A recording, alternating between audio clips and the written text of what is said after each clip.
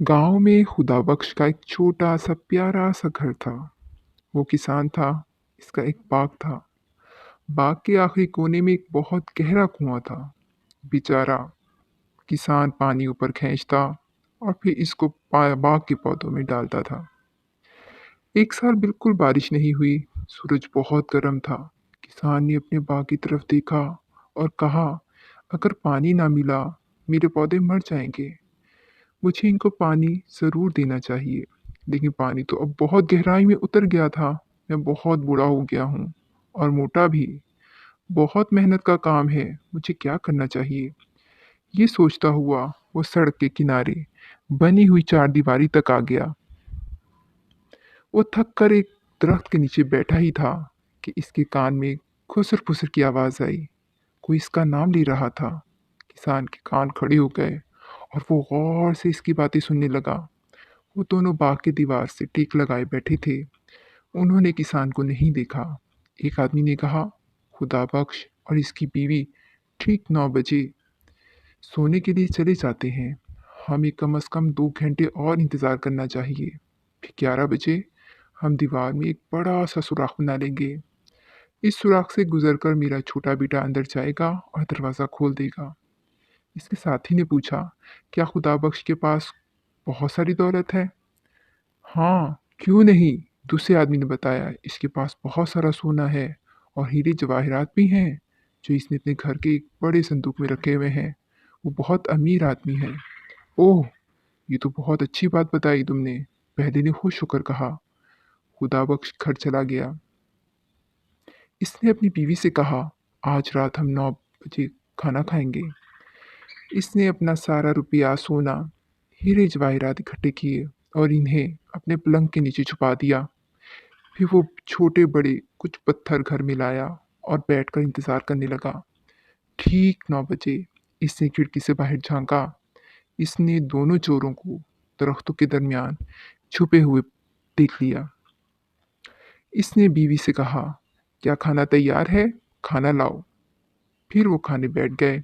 पहले चोर ने कहा, रात के 9 तो बज चुके, मगर खुदा बख्श तो अभी तक जाग रहा है। हमें ज़रा करीब जाकर देखना चाहिए कि वो क्या कर रहे हैं। चोर घर से कुछ करीब आ गए। एक चोर ने खिड़की से घर के अंदर झांका और बोला, वो तो खाना खा रहा है। खुदाबख्श ने चोरों की आहट सुन ली तो वो जोर जोर से बीवी से बातें करने लगा। वो बोला, मैंने सुना है आजकल बहुत चोरियां हो रही हैं। इस इलाके में कुछ चोर आ गए हैं। उन्होंने मेरे दोस्त अली का सारा सोना और जवाहरात चुरा लिए। अरे, फिर तो वो हमारे घर भी आ सकते हैं। इसकी बीवी घबराई हुई बोली। खुदाबख्श बोला, हाँ, वो आ सकते हैं। हमें अपना सोना और हीरे जवाहरात किसी ऐसी जगह छुपा देने चाहिए जहाँ से कोई इन्हें निकाल ना सके। ज़रा मेरा संदूक तो लाना। बीवी संदूक ले आई। खुदाबख्श ने चुपके से बीवी को पत्थर जमा करके दिए और इसके कान में बोला, ये हमारा सोना और हीरे जवाहरात हैं। फिर वो जोर से बोला, पहले मुझे सोने की ईंटें उठाकर दो ताकि मैं इन्हें संदूक में रख दूं। इसने कुछ पत्थर उठाकर दिए। इसकी पीठ खिड़की की तरफ थी। खुदा बख्श ने इतनी सफाई और चालाकी से इन्हें संदूक में रखा कि चोर देख ही ना सके। खुदा बख्श ने कहका लगाया और बोला, मैं इनको ऐसी जगह छुपाऊंगा जहां से कोई इन्हें नहीं निकाल सकेगा। मेरे हीरे जवाहरात की थैली भी लाओ। और वो पत्थर ले आई।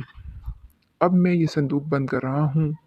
अब ज़रा इसे उठाने में मेरी मदद करो। खुदा बख्श और इसकी बीवी ने संदूक उठाया और बाहर निकलकर बाग के कुएं में डाल दिया। शराब की आवाज़ आई और संदूक कुएं की तह में बैठ गया। फिर वो घर के अंदर चले गए, लालटेन बुझाई और इंतज़ार करने लगे। पहला चोर बोला, उन्होंने अपना सोना और हीरे जवाहरात कुएं में छुपा दिए हैं। अब वो सोने चले गए हैं और बहुत जल्दी सो जाएंगे। थोड़ी देर बाद खुदा बख्श ने चुपके से खिड़की से बाहर झांका तो देखा कि चोर कुएं के पास खड़े हैं। पहला चोर बोला, हमें कुएं का पानी निकालना चाहिए। वैसे भी कोहत का मौसम है, ज़्यादा पानी नहीं होगा। जब पानी कम हो जाएगा तो मैं कुएं के अंदर उतरूंगा और संदूक निकाल लूंगा। उन्होंने कुएं से पानी निकालना शुरू कर दिया।